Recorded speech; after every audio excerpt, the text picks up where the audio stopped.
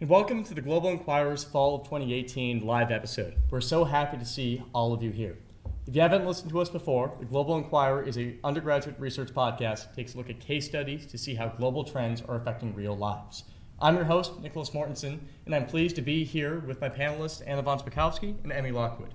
We're also pleased to introduce our special guest expert for this event, Dr. Katie Hassan from the Center of Genetics and Society in California. Please give her a warm welcome.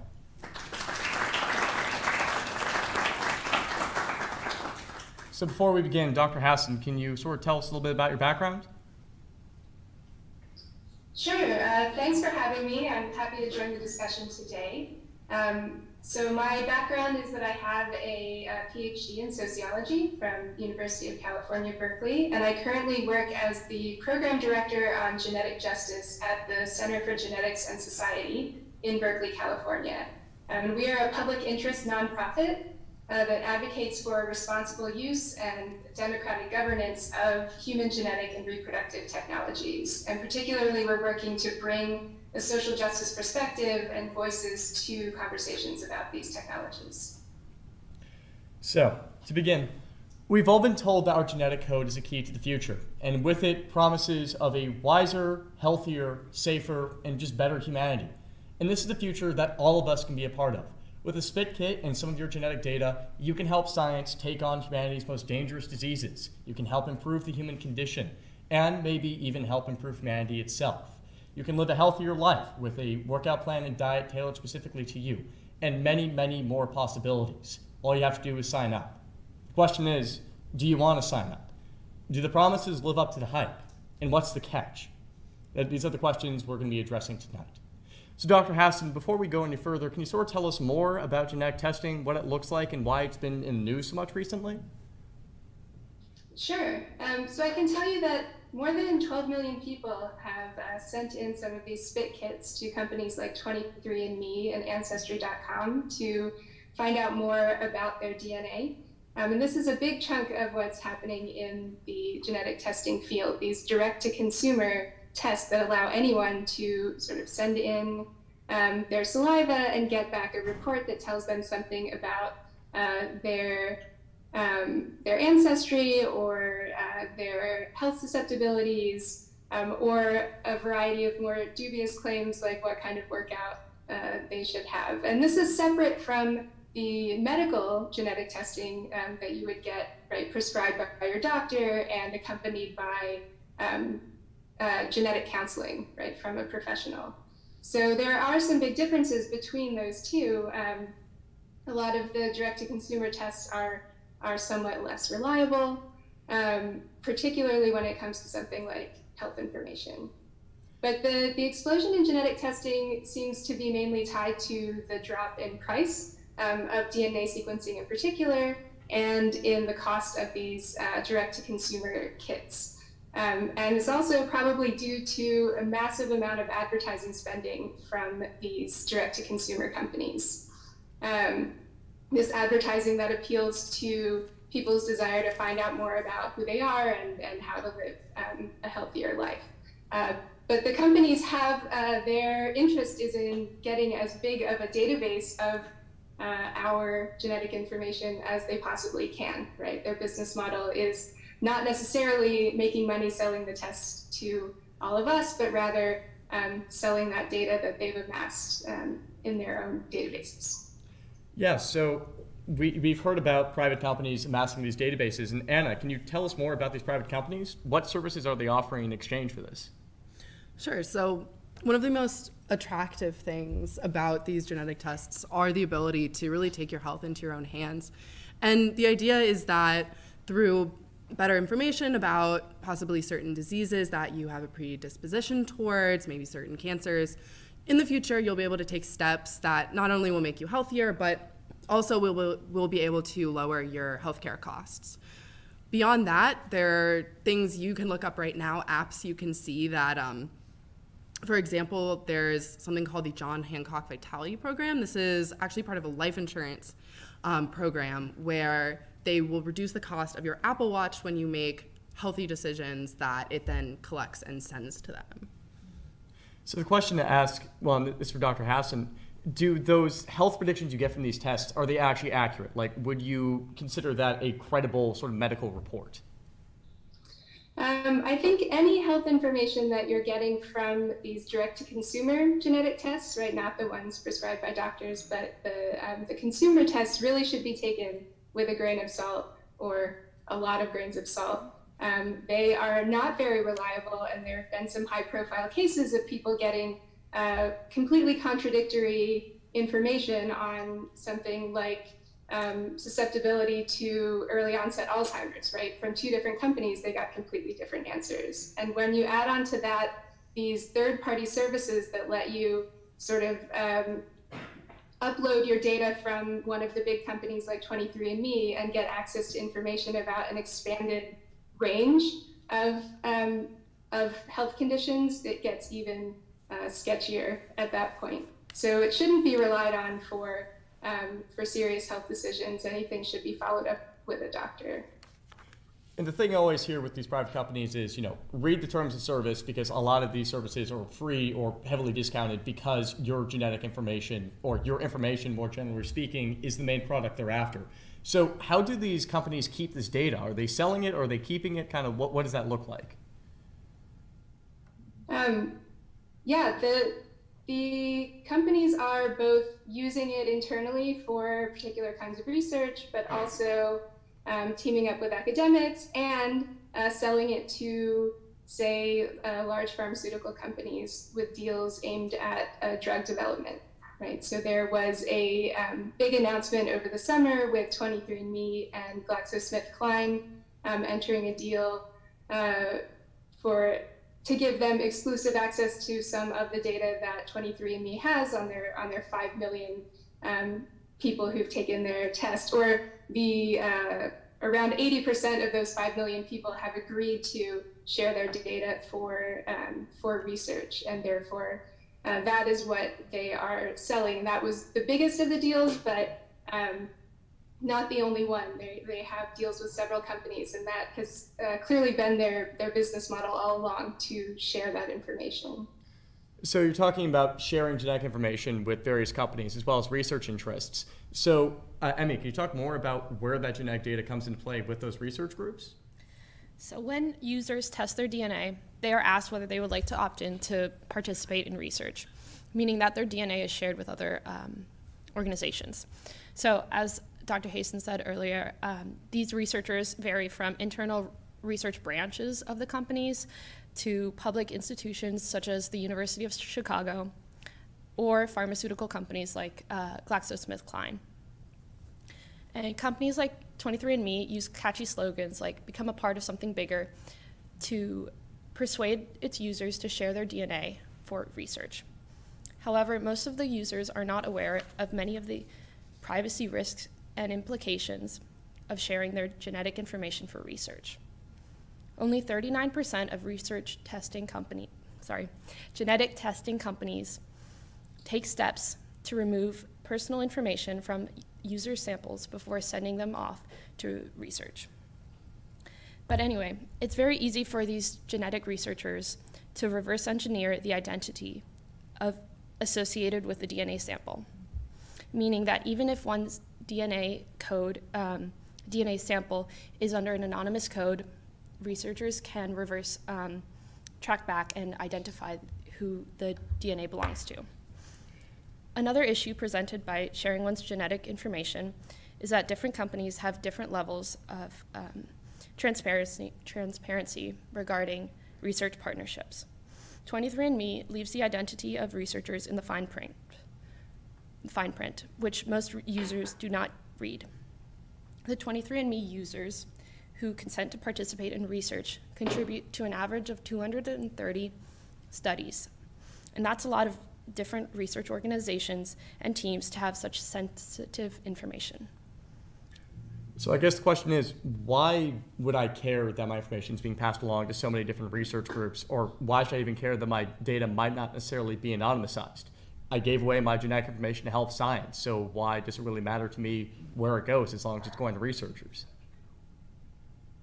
Yeah, one reason you might care is that you might not necessarily agree with all of the research purposes that they would put your data to use for, right? There are, when people think about, right, handing over their DNA to help science, to help medical research, they're thinking of, perhaps it'll be used to solve serious diseases and would, help humanity in that way. But maybe it's going to be used to, develop a very expensive drug for baldness, right? And that's not necessarily something that they had in mind. Or maybe it's going to be used for some kind of research that's controversial that they don't agree in, like trying to connect race to intelligence or something like that. So that's one thing, is that, once you agree to it, you might not necessarily have control with or agree with the ways that it would be used after that point.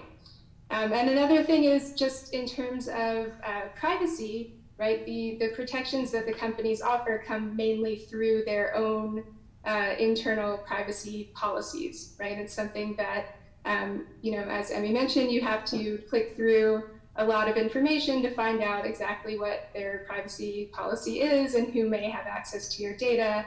And there will always be a phrase at the end of that policy that says that they can change it at any time, right? And let you know afterwards. So. And the other question I have is, amongst these research firms, these research institutions or firms that are gathering this data, have they had success with using this data? Are there any sort of big instances of big institutes or big firms really doing well or doing poorly? Or are there any successes or failure stories we can talk about? I think in terms of these private companies, they have, some research that they've published on their own blogs or even in academic journals, but I'm not sure that there's any sort of big splashy successes that we could point to. Yeah, and I think off the top of my head. And one instance, so there was CIRM, which is the California Institute for Regenerative Medicine. It was an institute that was formed by a ballot initiative back in a more recent election that provided $3 billion to that institute to sort of research things along these lines. Have they been a successful group? Have they actually been able to fulfill their mandate? Yeah, CIRM is a very interesting case to think about, right? The CIRM is sort of, as you said, right, initiated by a ballot proposition in California in 2004. It set aside, right, in the constitution of the state that this money would be spent for stem cell research in particular, right? And the idea, the promise behind the initiative, the way that it was advertised to California voters, is that this would bring cures to the state. This would bring a lot of income to the state in terms of royalties from the discoveries that were made with this research money. And in the years that it's been in operation, there are some clinical trials that are in process right now. There are things that are getting closer to being available in the clinic, but the idea that putting this infusion of billions of dollars into this research, right, $3 billion for the research and another $3 billion in terms of the interest on top of that, so $6 billion altogether. The idea that would bring cures and benefits relatively quickly has not panned out. Gotcha. So that is something interesting to think about in terms of a model, right? It's not exactly what's going on with these private genetic testing companies like 23andMe, but it's an interesting case to think about how long it takes to get to these kinds of benefits and how much hype there can be surrounding it. Yeah, and the research isn't just exploring the human genome, but there's also work going towards editing or modifying sort of human genetics. And can you talk more about that? Because I understand that the scientific classifications are a lot more complex than we usually know or really care to know.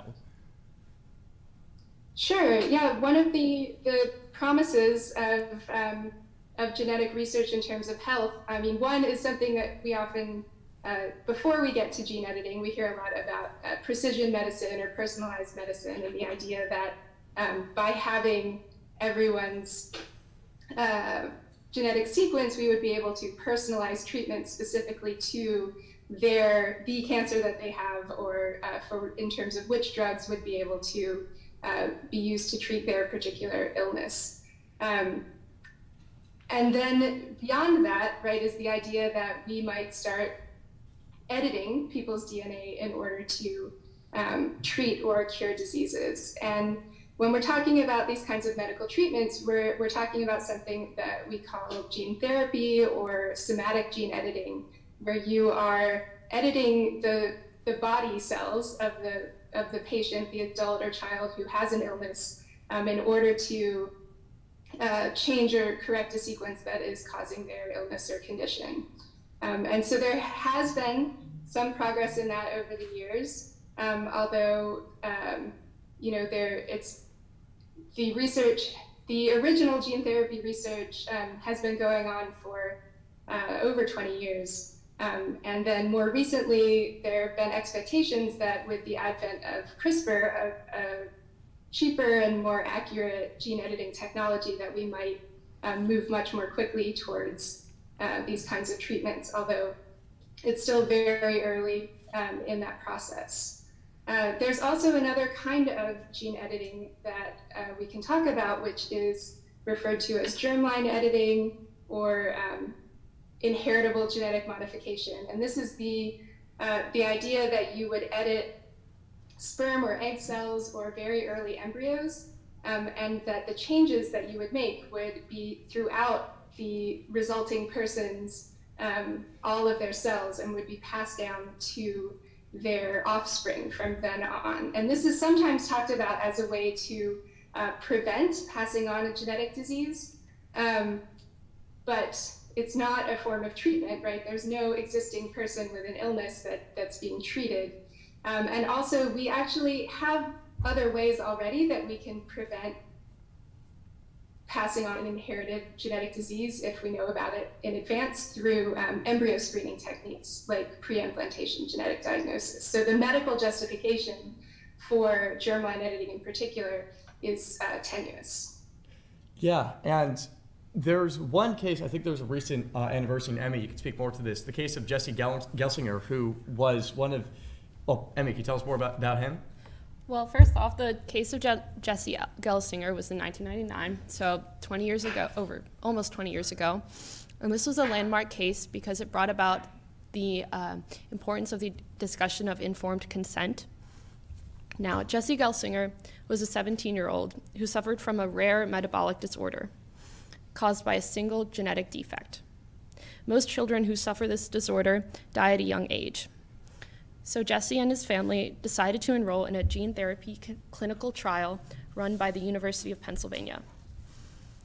On September 13th, 1999, Jessie was injected with a formula that was meant to grow healthy cells in his liver and therefore curing his disorder. 4 days later, he died. Now, the case sparked ethical controversy in the genetic field because of informed consent. Firstly, the Gelsinger family were under the impression that the animal testing phase had been successful, when in fact, 2 monkeys had died in the animal testing phase. Additionally, the family was not told that other human participants had suffered badly from the injection. But finally, Dr. Wilson, the lead researcher of the trial, had financial interest in making sure that the trial succeeded. He would be able to patent the medicine and make money from treating other patients. The Jessie Gallant case is a tragic story about the importance of informed consent in the field of genetic testing. If the Gelsinger family had known all the facts and had known of the low probability of success, they probably wouldn't have chosen to enroll Jessie in the experiment. And even going beyond the informed consent problem, you see here that a lot of these treatments have a certain profit motive tied to them. And can you speak more to that? Is that profit motive going to carry a risk for future patients? Sorry, could you repeat that question? So there's a strong profit motive here for a lot of these gene therapies, a lot of these gene-based medicines. Does that profit motive create a danger for patients? Yeah, I think profit motive can definitely create risk down the line, especially in early stages, especially even in academic research contexts where universities are more and more working to, or want to patent, right, to patent the discoveries of their scientists and researchers. So even in the academic context where it seems like you would not have the profit motive, there is some drive there, right, to be the first, to get there faster, to be able to get the patent. So I think that that's something that we really have to keep an eye on, right? Are there conflicts of interest, and particularly financial conflicts of interest in these research studies that are affecting the way that they are being run and putting trial participants or patients in general at risk. The Jessie Gallant case really nearly stopped gene therapy research for 10 or 20 years after it happened, right? Because it recognized the need to slow down that research and not push ahead, and funding disappeared for gene therapy research for a while. So I think that that is a case that really made scientists pay attention to the idea that you have to look out for the safety of these patients in the clinical trials. And even going beyond that, especially with the editing of sperm and egg cells, you're getting into the realm of changing what it means to be human, or at least through a medical treatment, making your offspring or making your entire gene line objectively better than the rest. And does that bring a certain moral and ethical quandary? Is there potential for abuse there, or will that be spread equitably amongst everybody? Well, I would say there's absolutely potential for abuse, but I would even step back from the idea that we're objectively making these offspring better, right? I think the perception is that's what we would do, and certainly if reproductive gene editing became commercially available, that would absolutely be the advertising to parents, right? You need to give your child the best start in life. You have to do it now before they're even born. You should, right, attempt to improve them in these various ways. And whether or not that's successful, the perception that these offspring were better than the rest of us could absolutely have effects of increasing inequality in schools, in the workplace, in society in general. So it would not even have to be effective in order to increase inequality in that way. But the bigger question is when you start to identify some people as, in theory, biologically superior to others, right? We're going down the same road of eugenics, of racism, of these other methods of defining groups biologically and arranging them in hierarchies. So that opens up a whole range of ethical questions and concerns about the societal implications of taking the inequalities that we already have and intensifying them and adding new ones on top of that even. But are the risks here of sort of reopening or even opening new avenues for inequalities or intensifying existing ones, is that risk worth the chance of making people's lives better? Is this something that we should even be pursuing? Is this something that we should deliberately turn back from? And can we even turn back from it? We can absolutely turn back from it. Reproductive gene editing, right? Germline editing in order to begin a pregnancy, right, and create future people is not something that's happening currently. And in fact, it's something that has been prohibited by dozens of countries around the world by binding international treaties that say that inheritable genetic modification should not happen.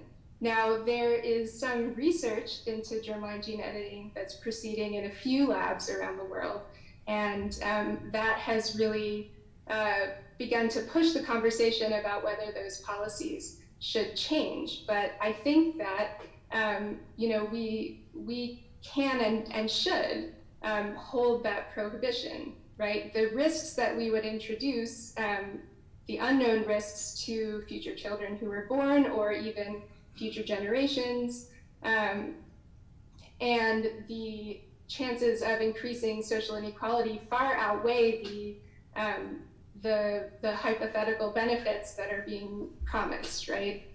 In terms of preventing the transmission of disease, as I said earlier, we have other ways that we can do that are already being used and that are safe and effective. They come with their own moral and ethical questions in terms of, selecting embryos and making choices about, who should live.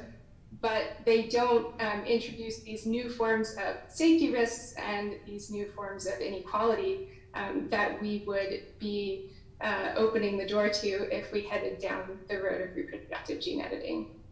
Gotcha. And going away from the research and actual gene line improvement area, there's also the final promise that in both the research and consumer world, genetic data has already kind of been imprinted, or it's a newer thing. But in law, security areas, we've been using genetic data for decades. And Anna, is there anything new that we can expect with these new technologies and these new developments? Yeah, absolutely. So going back to these direct-to-consumer genetic tests, we're seeing actually the use of them by law enforcement. A lot of you probably saw and heard a lot about the capture of the Golden State Killer, who was a serial rapist and murderer in the 70s and 80s. And the lead detective had been working on this case for over 2 decades, really wasn't having success, but he turned to the use of these genetic databases and was actually able to find the killer and through a series of third and fourth cousins and eventually track them down. But along the way, it does raise some legal questions that are really important to talk about and that we're probably going to see brought up again in the next few years. So finding the Golden State Killer, he actually used a website called GD Match, which is free, and it's slightly different from websites like 23andMe because it actually compiles all of the data found through many different of these private websites. So it was free to use. They didn't need to subpoena them for any information. But before that, they actually had a series of false leads. And when they were doing that, they were using a private company called Family Tree DNA. And in that, they actually subpoenaed them for the identity and the payment information of the suspect. They did comply, but they didn't notify the user because they didn't want to get in the way of the investigation at all. And then that suspect was actually cleared after they were compelled to give their DNA. They had a warrant, but they didn't actually need to use it because they did it willingly. So after that, they were able to find the actual killer.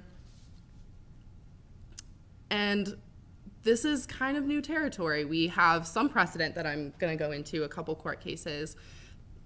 The first one was the capture of the Grim Sleeper, who's actually another California serial killer. And they were able to capture him after he discarded a piece of pizza in the trash, and they found it and used that DNA. And this wasn't deemed a privacy concern because it was discarded DNA. Now, the second case is Marilyn V King. And this was a man who was arrested for a lesser crime, and state law compelled him to give a cheek swab, which is a DNA sample. And that matched an earlier rape case, which he was then convicted of. So on appeal, they cited the Fourth Amendment that this state law was a violation, but they upheld this decision saying that it was a legitimate police booking procedure similar to other biometrics that they already collect, like fingerprints. So with the Golden State Killer case, trial hasn't happened yet, so we'll see what kind of defenses they try to use, what they do on appeal. So a lot of the jurisprudence and a lot of the precedents just aren't set in stone yet? Absolutely, yeah. So really we're going to be, I think one of the main questions we're going to be looking at is whether law enforcement can compel these private companies to reveal certain data, information, identity of users. And going forward from the security impacts as well, if you've all been watching the news, yesterday Senator Elizabeth Warren decided to reopen a longstanding spat regarding her Native American heritage with the announcement that she had confirmed that heritage through a genetic test. She was probably about 6-10 generations distant from that, but she still used that as confirmation of her Native American heritage. And the question to ask Dr. Hasson is, you're seeing these tests sort of being used in political theater. Do you see a risk of sort of ancestry battles or sort of battles being waged for people's ancestry that are going to be enabled by these genetic testing? Do you see any kind of social or political consequences of these tests being widely available? Yeah, I think talking about the use of DNA tests in political theater, as you said, right? I think it does open a really concerning precedent. The idea that you would start using DNA tests as some kind of purity test in a way for politicians, I think is very dangerous. There have been 1 or 2 cases in the past where politicians, one in Turkey in 2008 was asked to show his DNA test to prove his ethnic background, and so I think that especially in this current political context where we're seeing rising nationalism, anti-immigrant sentiment, open racism, bringing these tests into the mix seems extremely dangerous. And just in general, the focus on ancestry testing through to direct-to-consumer DNA testing has this broader social effect of reinforcing the idea that race and ethnicity are biological and genetic categories, right? And this is a dangerous and discredited idea that I don't think we want to start reinforcing and recirculating in our current political moment. So throughout all these promises, the research promises, the security promises, as well as the promises of just better services and better lives for all of us, there's a feeling that everything is up in the air. Jurisprudence isn't set. A lot of the research is still fairly new, and a lot of the hypotheticals on the scientific side have yet to be realized or just starting to be realized. And whether or not these will actually be realized in a way that is beneficial to all of us is yet to be seen. There's an idea that everything's still up in the air, and you're giving away your genetic information now when you can't take it back. And the question is, would you recommend that any of us do that? Would you recommend that anyone here take a genetic test or really give away our genetic information until things have fallen into place? I would recommend thinking very carefully before sending your spit off to one of these private companies in particular. As you said, there's a lot that's up in the air. We don't have clear regulation in terms of clear and enforceable regulation in terms of who can access this information, when, and for what reasons. And it's really putting your trust in these large companies that they are going to protect that information for you, right? There are a number of companies that could want to get access to this information, right? We know that in the US, due to GINA law, the health insurance companies and employers aren't allowed to use genetic information to discriminate, but there are major loopholes to this law for life insurance, for the military, for education,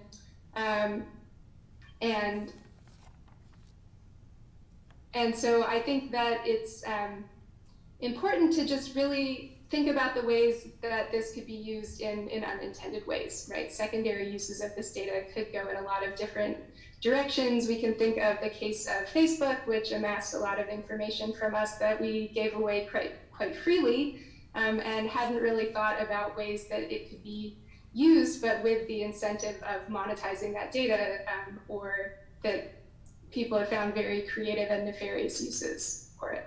So is that something that would happen with genetic data as well? We don't know yet. So one thing I want to avoid doing is just throwing up our arms and saying, no, there's nothing we can do. It's going to be horrible. The future is dark. But the thing is, are there any initiatives? Is anyone working to make sure that as these things fall into place, that they will fall into place that will be beneficial to us all? Because there is great promise here. We just don't know if it's going to end up that way yet. Yeah, I think there are a lot of steps that are being taken in the right direction. California actually recently passed the California Consumer Privacy Act. This was mostly in response to Facebook selling of data to third parties. So it's aimed at tech companies. It's not aimed at genetic testers, but it is one of the most strict privacy laws in the US. So I could see it being used maybe as a template in the future, or really just starting the conversation about privacy. Another good thing is Chuck Schumer, who issued a press release calling on the FTC to look at these genetic testers, look at their transparency, their accuracy. So some steps in the right direction. And Dr. Hasson, can you speak to this? Sort of where do you see these trends going in the future, and do you see anybody else trying to make sure that we steer this in the right direction?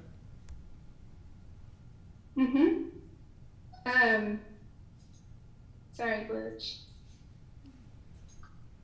Okay. One thing that we're seeing is actually increasing calls for legislation and regulation of genetic testing companies, right? Rules that can be enforced that cover what can be done with this information and when and by whom. And so I think that is something that people should continue to talk about. Another question that was brought up in the case of the Golden State Killer, right, where we have law enforcement now using these public open databases rather than just their own law enforcement, right, databases, brings up a lot of questions because they're not just looking for the specific suspect that they have, but they're searching through hundreds and hundreds of distant family members, right, to try to find this person. And so this form of familial search is something that they have done through their own databases in the past.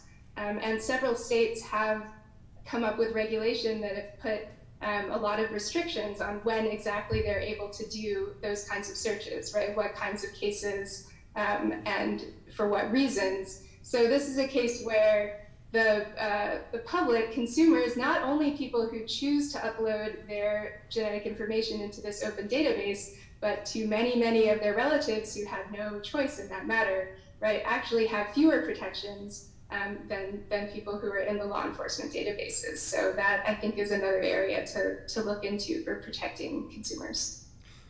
And beyond the obvious thing of, write your congressman, write your congresswoman, is there anything that all of us can do to make sure that this is steered in the right direction? I would say definitely be looking more into these issues. As you mentioned earlier, these issues seem and are technically complex, and yet we all have, access to and opinions about the way that they can be used responsibly, right, governed democratically. We really need a broad and inclusive public discussion about these issues, and particularly about their societal consequences. So I think, reading up and developing your thinking around those will definitely be a big part of making that conversation happen. Don't step away from it because it's too hard. Many of you are students, many of you here were students as well, and you can't run away from a challenge or an intellectual challenge because it's difficult. Whether you like it or not, whether or not you're interested in this field of science is very interested in you. Read up, talk to people, write your congressman, talk to each other, and make sure you're actually informed about these issues. There is great potential for all of us to benefit wonderfully from this, but there's also equal potential for things to go in the opposite direction. I'm not a Luddite.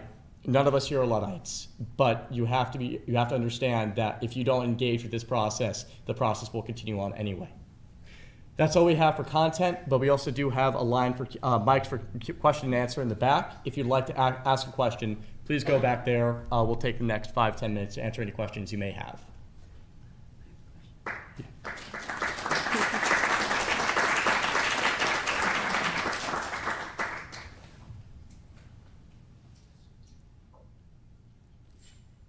Hello, is this on?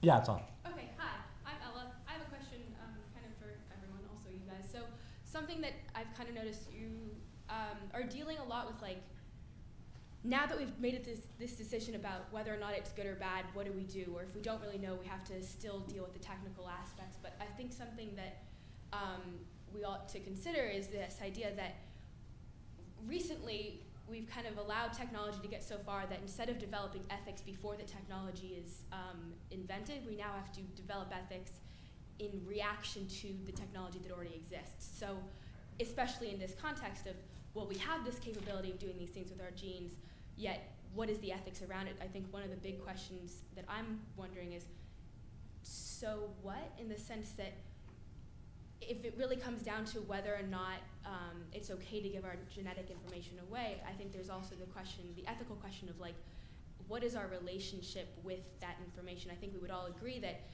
different than just like our age and our birth date, something about our genetic code is a little bit more personal, but the ethical question of why still stands, and that's something, would you agree that before we can even get into the issues of laws to regulate this, we first have to figure out what is it about this code that is so special, different than other information, and how can we go about kind of, if we can, put a bit of a stop to the technology before we figure out the ethics, if we should do that. Yeah, so Dr. Hasson, would you like to take that question? Sure, I heard about half of it, so maybe could you give a quick recap? Does this one work better? Here, Nick. Yeah. No, so the question was whether or not we should actually be engaging with the technical questions before we answer the ethical questions. Sort of, should we be solving the ethical issues, then moving forward on the science, or should we be dealing with them both at the same time? And is it practical simply because the fact that the technology exists, so we can't obviously pretend it doesn't, but is there a way that we can kind of retroactively and also prevent this sort of situation again where we have the technology but not the ethical basis for dealing with it? Okay, yeah, I mean, there's often this conception that the technology is flying ahead, regulation, ethics, societal discussions can't keep up. But I mean, in the case of something like gene editing, you know, we've had a lot of these ethical and discussions about the ethics of it, the societal implications. 20 years ago, and when the idea that reproductive cloning was coming closer, it really spurred a lot of these conversations to happen.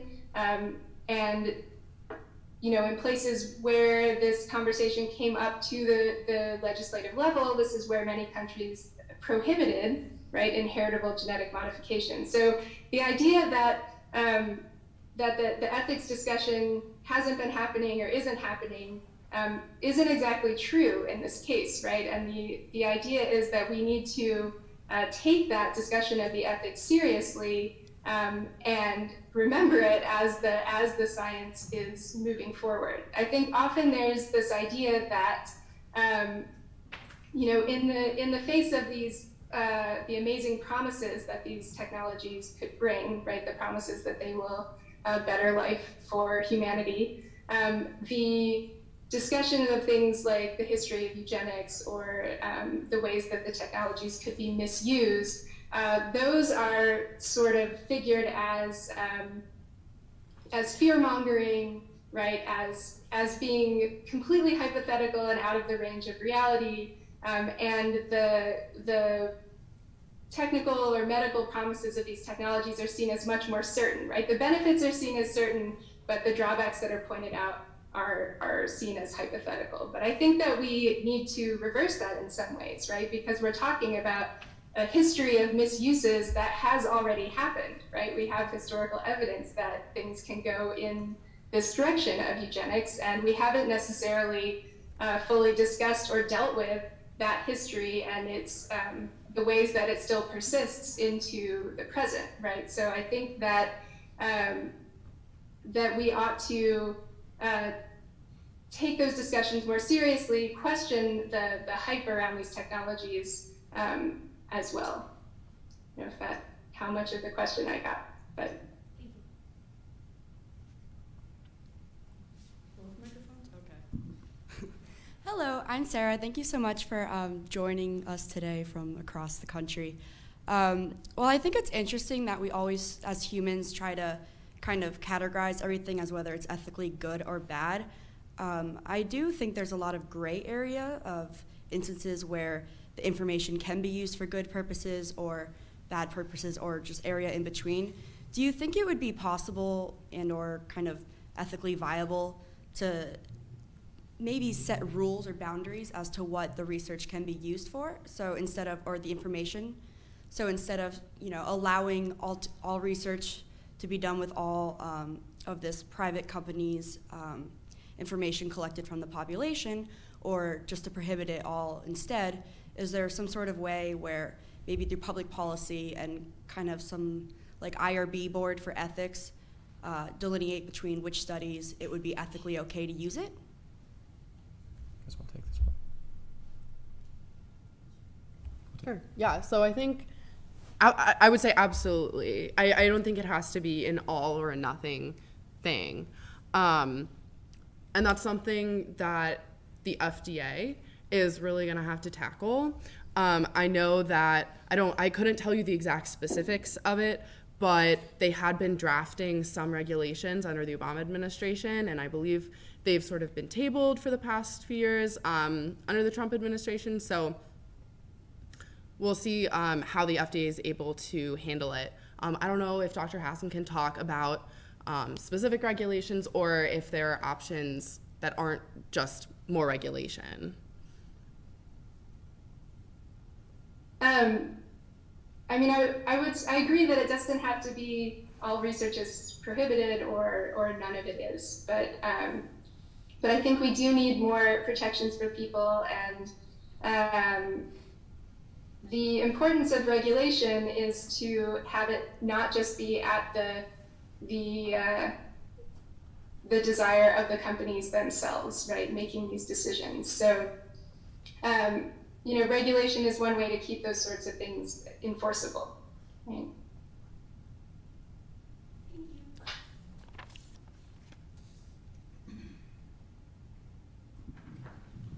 Hello, this is from Facebook, not from me. This is from Nico, and he's wondering, it seems like a lot of regulatory policies are very reactive after data leaks or bad press around a topic. Have there been any proactive policies to encourage companies to protect genetic data or incentivize companies to protect genetic data? Dr. Hasson, can you speak to that? It's not necessarily regulation, but there was a recent sort of consortium of these direct-to-consumer genetic testing companies that signed a pledge for best practices in terms of protecting the consumers' data from genetic testing. So it did include some good provisions, but one of the, in terms of needing to inform consumers if their data has been requested or handed over to law enforcement, or to tell them about the ways that it's being used for research.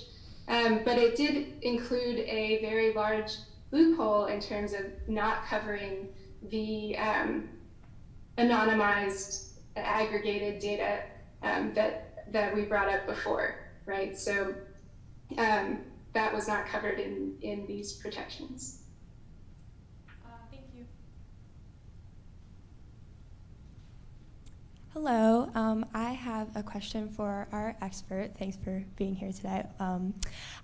You were talking earlier about how some of the gene sequencing that exists for like eggs and sperm isn't necessarily a good thing, but you had mentioned that there were some other processes that exist that are currently like more accepted for preventing the genetic diseases from being passed on.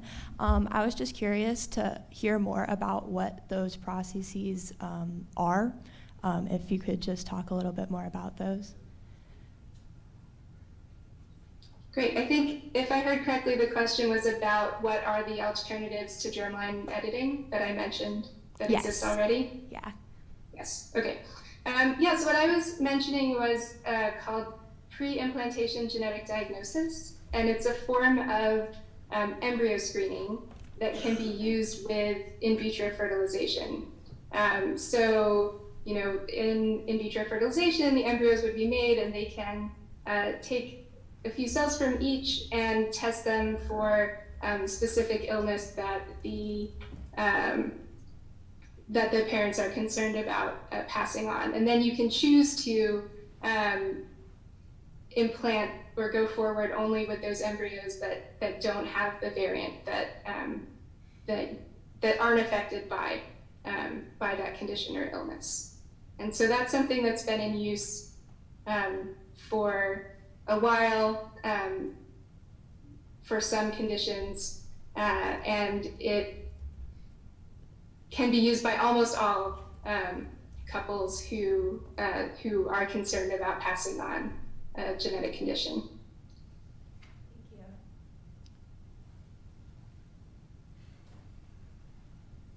Hello. Hey, my name's Sean. So my question, first, I agree with the thesis that they should be left up to legislators, that a lot of these questions are far more ethically challenging than should be allowed to companies to make the decisions. My question is that if we do have this awareness with respect to these legislators, there is a growing movement of populism, not just in the United States, but in the whole entire world right now. And my concern is that if we do leave it up to legislators, how would those legislators be affected by this movement of populism, by the general public maybe possibly pushing for these technologies?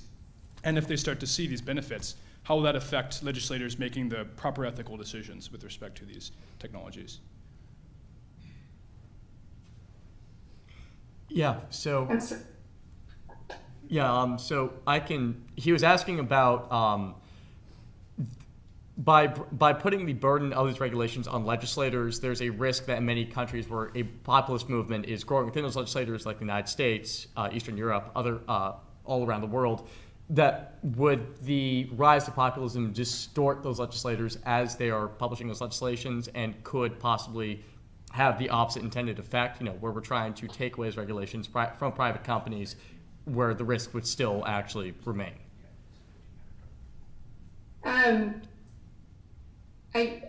That could potentially be a risk. I mean, that's I don't know, I think that supports the need for having really robust public participation, right? That includes both education and the inclusion of many groups, right? Not just individuals, not just scientists, not just ethicists, not just legislators, but could also include organized civil society, and that particularly features the voices of those who would be affected by the use of these technologies.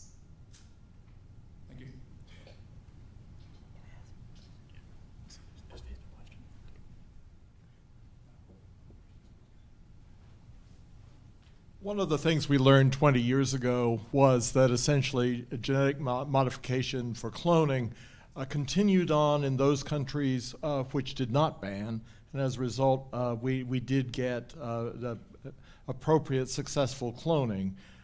Shouldn't we be looking more at a positive way of moving all of these ideas forward rather than restrictive banning? So the question is, should we be focused on moving these technologies forward rather than restricting them? Moving them forward in suggesting ethical ways to move them forward, to provide positive guidelines which move us in the correct direction rather than restrictive guidelines which keep research from occurring.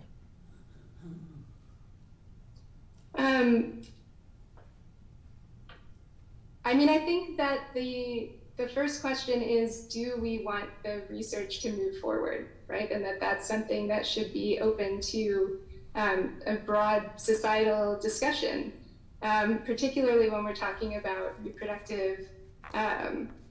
reproductive germline editing, right? We're talking about something that affects all of us, right? All of society, that needs a broader group of people to have a say. So to restrict the question to in what ways should it move forward, right? How should it move forward in positive versus negative ways? I think we need to back up and make sure that we start with the question still on the table of, do we want to move forward with this research at all? And the objection is often made, if we restrict or prohibit it in some places, won't it just move other places in the world? And yes, that's a risk, but that's we still continue to make laws and regulations, even though we can't necessarily enforce them everywhere in the world. So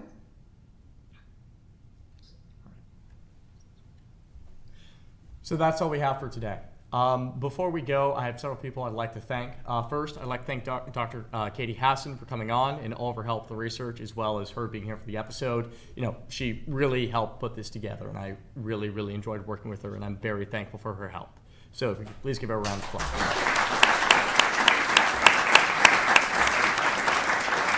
Thanks so much for having me. Yeah. I would also like to thank all of you. Oh, yeah. I'd also like to thank our technical director, Andy Carluccio, who's out of the room right now, but he's very much the other man who makes this entire podcast happen. He does wonderful work. The videos, the slideshows, the promos you have every week, as well as the technical content is all him. He's one of my best friends. I'm privileged to call him one of my best friends. I want to give him a round of applause, even though he's not in the room.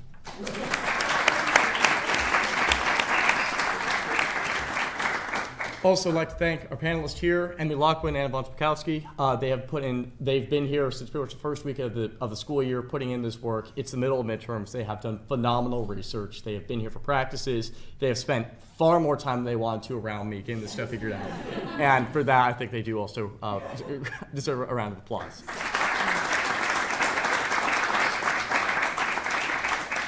I'd also like to thank Stephanie and the rest of the Miller Center. It's not every day that a student group like us gets to be in a space this fancy, and I really appreciate the opportunity. I appreciate all the help, and I appreciate everything here and the opportunity to host our episode here. So please give them a round of applause. And finally, because all of your hands hurt, there are a couple other people I want to thank. So Anna Shaw, Metro, Emma Ross, and Vanessa Revilla have all really, really helped with this project in different ways, either with technical assistance, research assistance, bouncing ideas off of. Some of them are here, some of them aren't, but they were all very, very helpful. If you're here and I named you, please stand. If you please give them a round of applause.